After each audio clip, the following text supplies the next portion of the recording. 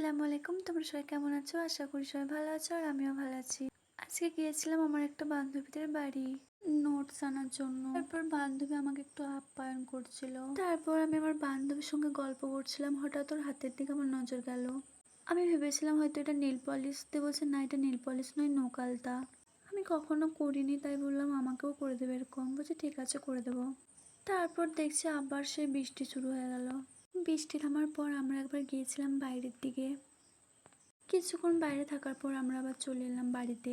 তারপর বান্ধবী বসে পড়লো নখ আলতা বানানোর জন্য। প্যাকেটটা এমনভাবে ছিল আমি মনে করলাম প্রচুর রেগে গেছে। নখ আলতা বানানোর জন্য প্রথমে দিয়েছিল ছাই, চুন, তারপর দিয়েছিল আলতা। এগুলোতে ভালোভাবে মিক্স করলে রেডি নখ আলতা। তারপর আমার বান্ধবী সুন্দরভাবে আমার হাতে পরিয়ে দিল। বিকেলে আমরা খেয়েছিলাম চা।